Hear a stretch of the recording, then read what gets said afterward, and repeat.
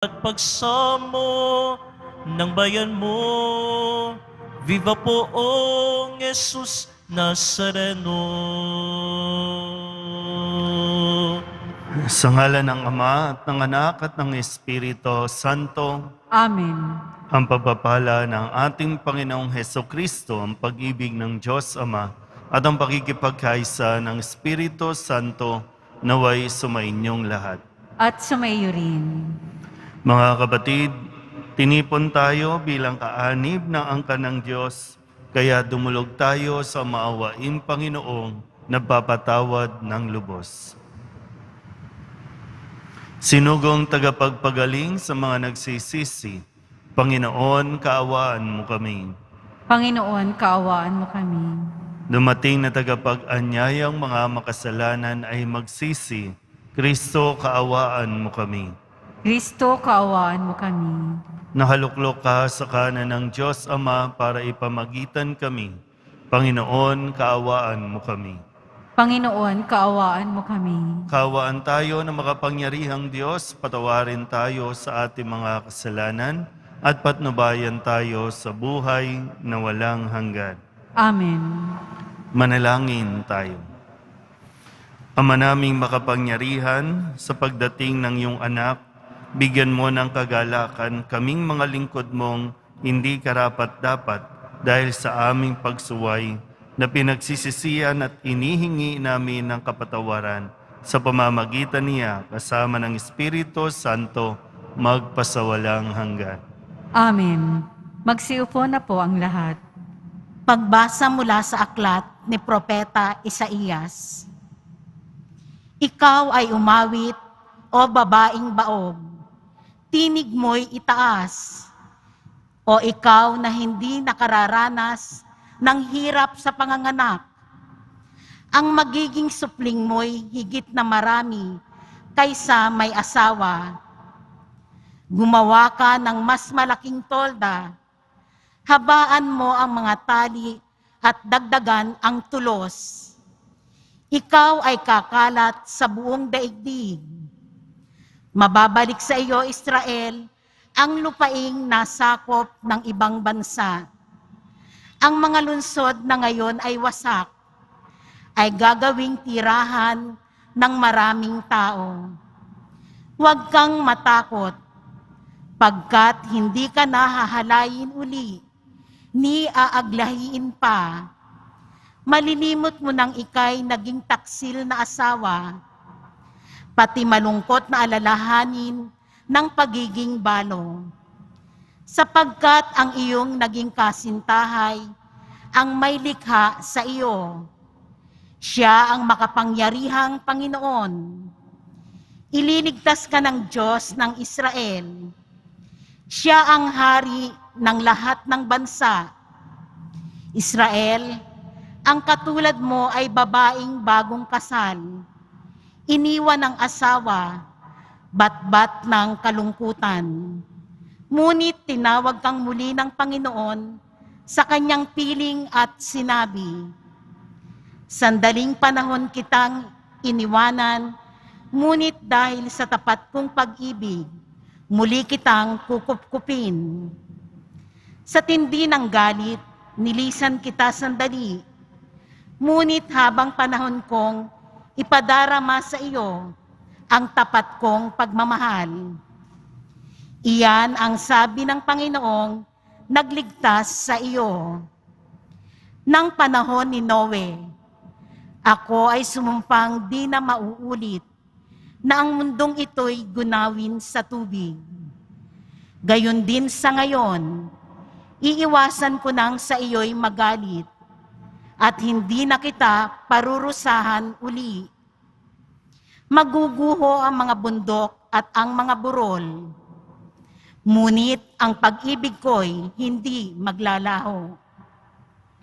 At mananatili ang kapayapaang aking pangako.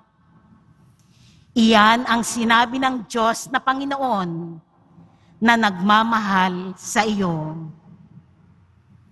Ang salita ng Diyos. Salamat sa Diyos. Poong sa akin nagligtas, ang dangal mo'y aking galak. Poong sa akin nagligtas, ang dangal mo'y aking galak. O Panginoon ko, sa iyong ginawa, kita'y pinupurit, ako'y iniligtas. Kaya kaaway ay di na napuhang matuwa't magalak. Mula sa libingang daigdig ng patay, hinango mo ako at muling binuhay. Ako nakasama nilang napabaon sa kailaliman. Poong sa akin nagligtas, ang dangal mo'y aking galak. Purihin ang poon. Siya'y awitan ng lahat ng tapat na mga hinirang. Iyong gunitain ang mga ginawa ng Diyos na banal. Ang kanyang ginawa ay alalahanin at pasalamatan. Hindi nagtatagal yaong kanyang galit, at ang kabutihan niya'y walang wakas. Ang abang may hapis at tigmak sa luha sa buong magdamag. Sa bukang liwayway ay wala ng lungkot, kapalit ay galak. Poong sa akin nagligtas, ang dangal mo'y aking galak. Kaya't ako'y dinggin. Ikaw ay mahabag sa akin, o poon, ako ay pakinggan. Mahabag ka poon, ako ay dinggin mo at iyong tulungan. Nadama ko'y galak ng iyong hubarin ang aking panduksa. Sa pasasalamat sa iyo, o poon, ay di magsasawa. Poong sa akin nagligtas, ang dangal mo'y aking galak. Magsitayo po ang lahat.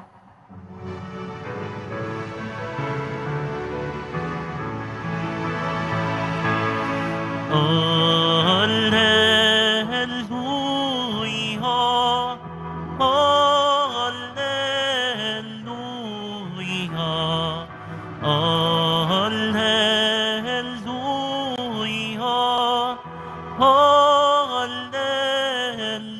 Alleluia. Daan ng poong nariyan na, tuwirit ianda sa kanya, pagtubos niya'y makikita. Alleluia, Alleluia,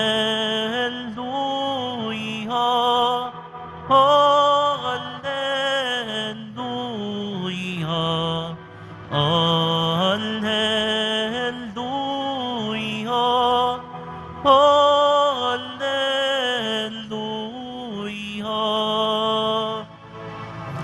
Sumainyo ang Panginoon.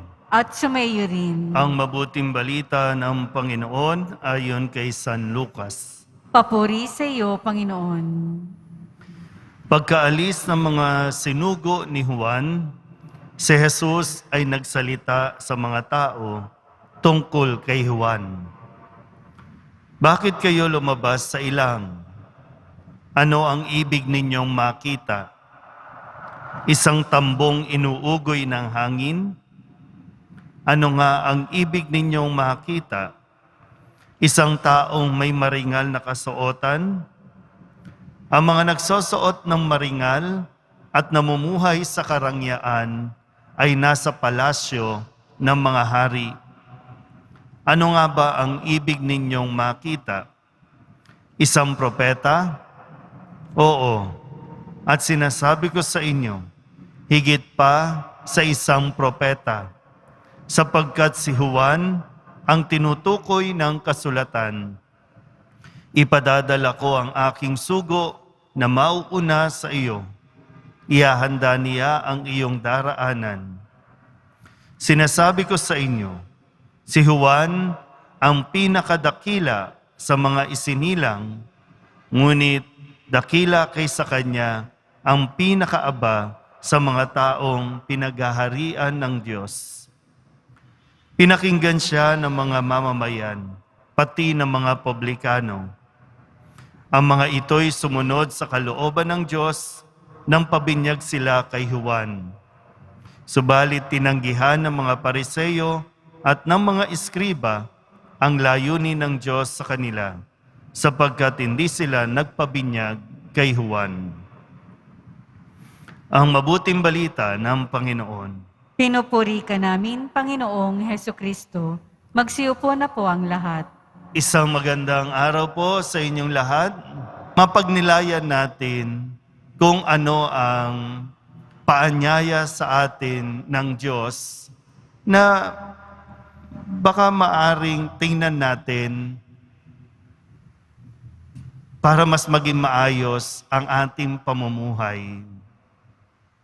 Sa Ebanghelyo, narinig natin kung paanong itinataas ni Jesus si Juan Bautista sa harapan ng mga tao, sa mga nakikinig sa kanya, na kung tutuusin, si San Juan Bautista, sa pagtingin ng marami, medyo hindi normal, parang baliw, no? Na hindi magarbo ang kasuotan. Sa disyerto tumira. So, sa paningin ng mga tao, hindi siya karapat-dapat. Pero para kay Jesus, siya ang pinakadakila sa lahat ng isinilang. Bakit? Dahil siya ay namuhay sa katotohanan.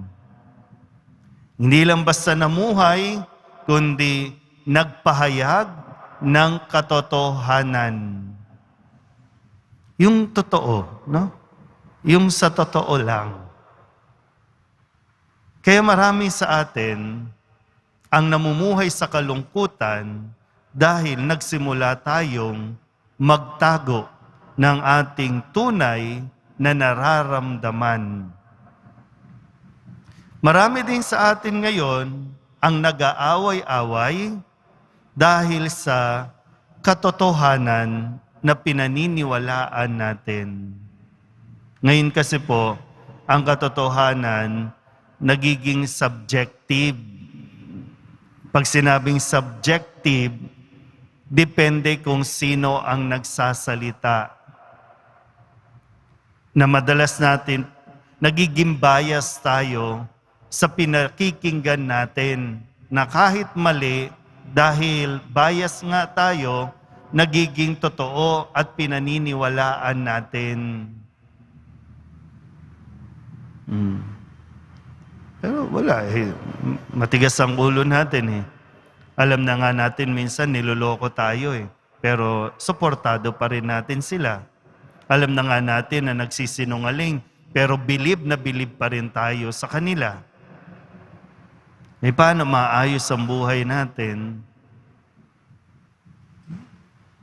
Eh kung masasanay tayo na mamuhay sa kasinungalingan, so sa paningin ng Diyos, para kay Jesus, ang isang pamantayan ng isang taong para sa Kanya na dapat natin makita, hindi yung sa kung ano ang pananamit mo, ano ang brand ng susuotin mo sa Pasko, ano ang dami ng pagkain na ihahatag mo sa mesa mo sa Pasko, kundi yung mayroon ba tayong may ihaharap sa Kanya at may ihahandog na dignidad o integridad dahil nagsikap tayong mamuhay at manindigan sa katotohanan.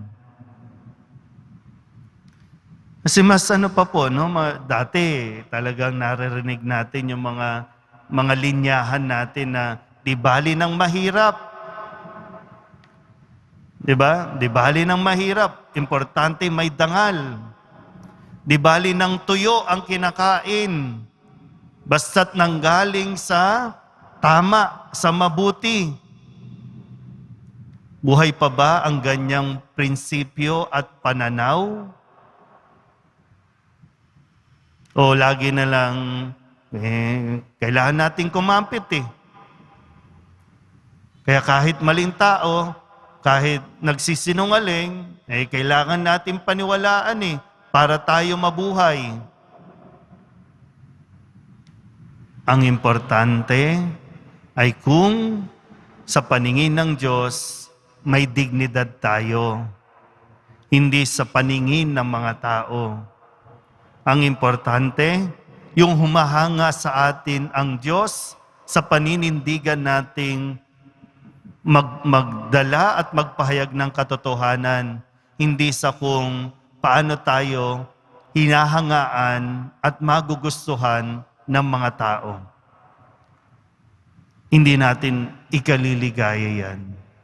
Kaya nawa, sa unang araw na ito ng ating pagnonobena, hingin natin ang grasya mula sa Diyos na talagang mapanindigan natin at maipahayag, lalo tigit, maisabuhay natin ang katotohanan. Amen?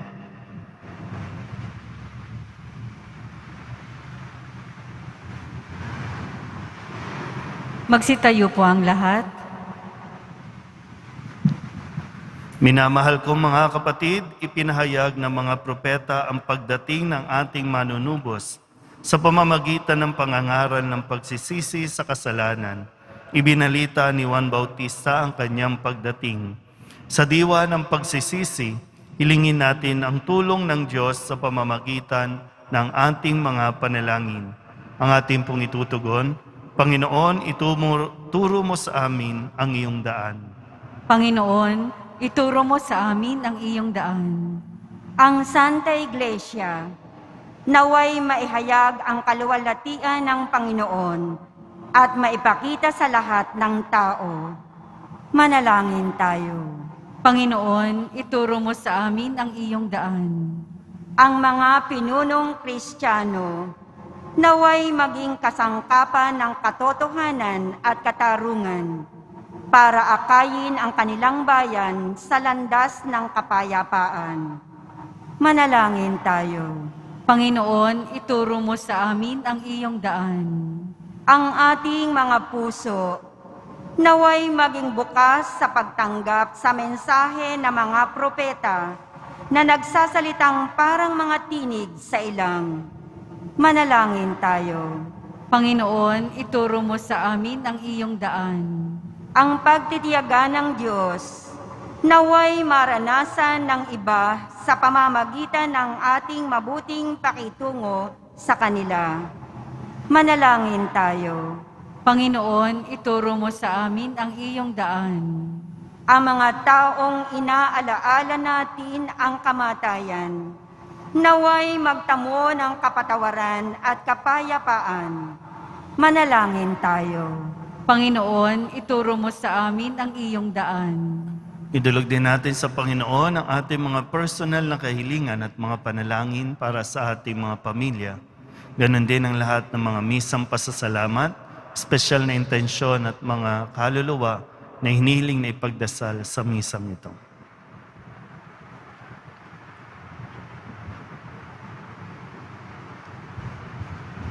Ang lahat ng ito inihiling namin sa ngalan ni Kristong aming Panginoon. Amen. Magsiupo na po ang lahat. Panginoon, aming handog ang tinapay at alak-alay ng bayang umaasa sa pagdating mo. Gayon din aming hinahanda ang aming puso upang dito'y manahan ka sa pagdating mo. Magsitayo po ang lahat. Manalangin kayo mga kapatid upang paghahain natin ay kalugtahan ng Diyos sa mga makapangyarihan. Tanggapin nawa ng Panginoon itong paghahain sa iyong mga kamay, sa kapurihan niya at karangalan, sa ating kapakinabangan at sa buong sambayanan niyang banal. Ama naming lumikha, tanggapin mo ang aming mga alay na ikaw rin ang nagbigay.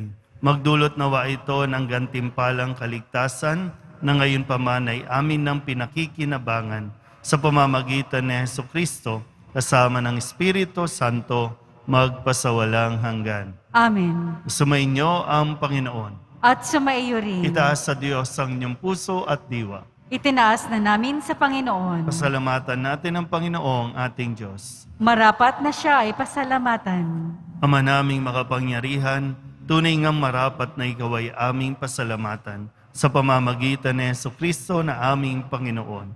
Siya'y sinugo mo upang matupad ang iyong magandang balak para sa lahat. Hindi niya ikinahiyang mamuhay ng mahirap upang mapakisamahan niya kaming matapat. Siya'y naging hindi na iba sa amin upang maitampok niya kami sa iyong piling. Sa kanyang lantarang muling pagdating, ang pakikisama niya'y puspusang magniningning at ang pangako niyang kapanapanabik ay inaasahan naming lubos na makakamit. Kaya kaysa ng mga anghel na nagsisiawit ng papuri sa iyo nang walang humpay sa kalangitan, kami nagbubunyi sa iyong kadakilaan. Santo, Santo, Santo, Panginoong Diyos ng mga hukbo, napupuno ang langit at lupa ng kadakilaan mo, o sana sa kaitaasan. Pinagpala ang naparirito sa ngalan ng Panginoon, o sana sa kaitaasan. Magsiluhod po ang lahat. Ama naming banal, ikaw ang bukal ng tanang kabanalan. Kaya't sa pamamagitan ng iyong Espiritu, gawin mong banal ang kaloob na ito upang para sa aming maging katawan at dugo ng aming Panginoong Hesukristo. Bago niya pinagtiis ang kusang loob na maging handog, inawakan niya ang tinapay, pinasalamatan kaniya, pinaghati-hati niya iyon, iniabot sa kanyang mga alagad at sinabi, "Tanggapin ninyong lahat ito at kanin, ito ang aking katawan na ihahandog para sa inyo."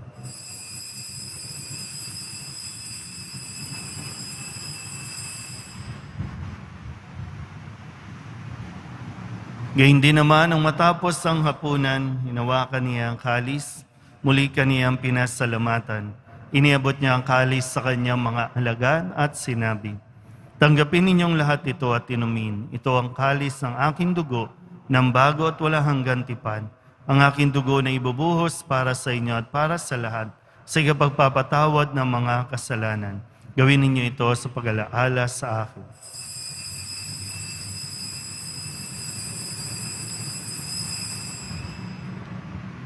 Magsitayo po ang lahat. Ipagbunyi natin ang misteryo ng pananampalataya. Si Kristo'y namatay, si Kristo'y nabuhay, si Kristo'y babalik sa wakas ng panahon. Ama, ginagawa namin ngayon ang pag-alaala sa pagkamatay at muling pagkabuhay ng iyong anak. Kaya tiniaalay namin sa iyo ang tinapay na nagbibigay buhay at ang kalis na nagkakaloob ng kaligtasan. Kami nagpapasalamat dahil kami iyong minarapat na tumayo sa harap mo para maglingkod sa iyo. Isinasama namin kami magsasalo-salo sa katawan at dugo ni Kristo ay mabuklod sa pagkakaisa sa pamamagitan ng Espiritu Santo. Ama, linghapin mo ang iyong simbahang laganap sa buong daigdig. Puspusin mo kami sa pag-ibig kaysa ni Francisco na aming Papa at ni Jose na aming Obispo at ng Tanang Kaparian. Alalahanin mo rin ang mga kapatid naming nahimlay na may pag-asang sila'y muling mabubuhay, gayon din ang lahat ng mga pumanaw. Kawaan mo sila at patuloyin sa iyong kaliwanagan. Kawaan mo at pagindapating kaming lahat na makasalo sa iyong buhay na walang wakas. Kaysa ng mahal na Birheng Maria na ina ng Diyos, ng kabiyak ng puso niyang San Jose, kaysa ng mga apostol at ng lahat ng mga banal na namuhay dito sa daigdig ng kalugod-lugod sa iyo, may pagdiwang nawa namin ang papupuri sa ikararangal mo sa pamamagitan ng iyong anak na aming Panginoong Hesukristo. Sa pamamagitan ni Kristo, kasama niya at sa Kanya, ang lahat ng parangal at papuri ay sa iyo, Diyos Amang makapangyarihan, kasama ng Espiritu Santo, magpasawalang hanggan.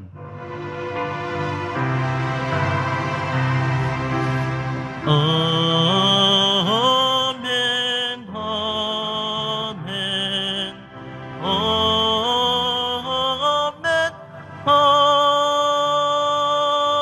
amen. Buong kababaang loob tayong tumawag sa ating Panginoon ng Ama namin. Ama namin, Sumasalangit ka, Sambahin ang ngalan mo. Mapasa amin ang kaharian mo. Sundin ang loob mo dito sa lupa para nang sa langit. Bigyan mo po kami ngayon ng aming kakanin sa araw-araw at patawarin mo kami sa aming mga sala para nang pagpapatawad namin sa nagkakasala sa amin. At huwag mo kaming ipahintulot sa tukso at iadya mo kami sa lahat ng masama. Inihiling namin kami iadya sa lahat ng masama, pagkalooban ng kapayapaan araw-araw, iligtas sa kasalanan at ilayo sa lahat ng kapahamakan. Samantalang aming pinananabikan ang dakilang araw ng pagpapahayag ng tagapagligtas naming si Hesus Kristo. Sapagkat iyo ang kaharian at ang kapangyarihan at ang kapurihan magpakailanman. Amen. Panginoong Hesus Kristo, sinabi mo sa iyong mga apostol, kapayapaan ang iniiwan ko sa inyo, aking kapayapaan ang binibigay ko sa inyo. Tunghayan mo ang aming pananampalataya at huwag ang aming mga pagkakasala. Pagkalooban mo kami ng kapayapaan at pagkakaisa ayon sa iyong kalooban, kasama ng Espiritu Santo, magpasawalang hanggan. Amen. Ang kapayapaan ng Panginoon ay laging sumainyo. At sumaiyo rin. Magbigayan po tayo ng kapayapaan sa isa't isa.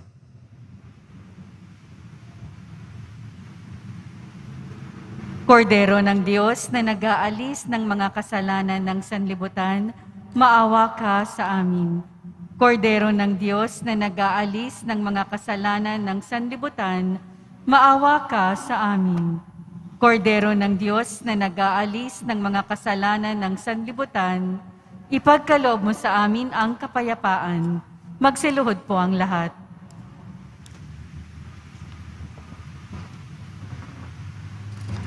Ito ang kordero ng Diyos. Ito ang nag-aalis ng kasalanan ng sanlibutan. Mapalad ang mga inaanyayahan sa kanyang piging.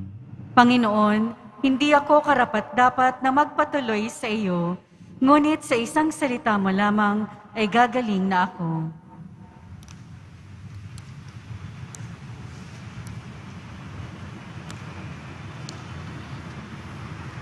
Katawan ni Kristo, Amen. Para sa lahat ng tatanggap ng banal na komunyon, manatili lamang po kayo sa inyong mga pwesto. Huwag na po kayong aalis o lilipat ng pwesto. Ang pari at ang mga lay minister po ang mag-aabot sa inyo ng komunyon upang maiwasan ang inyong pagdidikit-dikit. Sumunod po tayo. Maraming salamat po.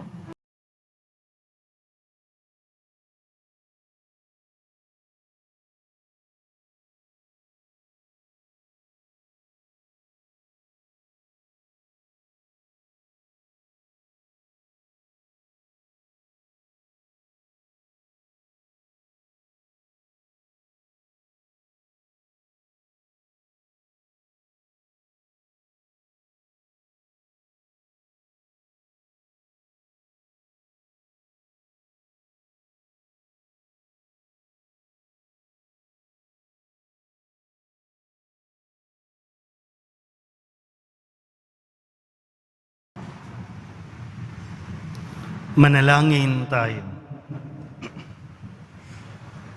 Ama naming mapagmahal, mapakinabangan nawa namin ang aming pinagsaluhan upang sa aming paglalakbay dito sa lupang papanaw, aming mapanaligan ang iyong pagpapalang pang magpakailanman sa pamamagitan ni Jesucristo, kasama ng Espiritu Santo, magpasawalang hanggan.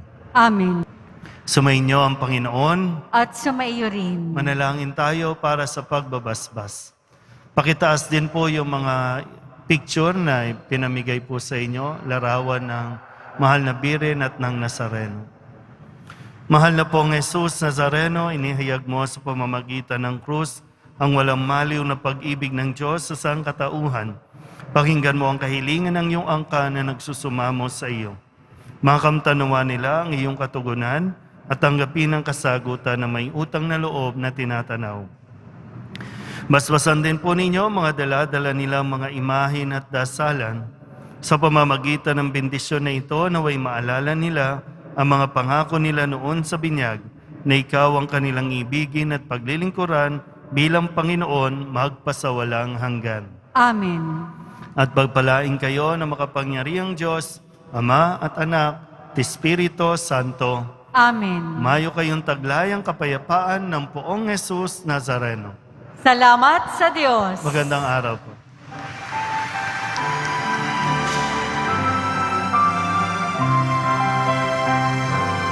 Nuestro Padre Jesus Nazareno, sinasamba ka namin. Pinipinto ka namin. Aral mo ang aming buhay at kaligtasan. Nuestro Padre Jesus Nazareno, iligtas mo kami sa kasalanan. Ang krus mong kinamatayan ay sagisag ng aming kaligtasan. Nuestro Padre Jesus Nazareno, dinarangal ka namin. Nuestro Padre Jesus Nazareno, nilulwalhati ka namin. Nuestro Padre Jesus Nazareno, dinarangal ka namin. Nuestro Padre Jesus Nazareno, nilulwalhati ka namin.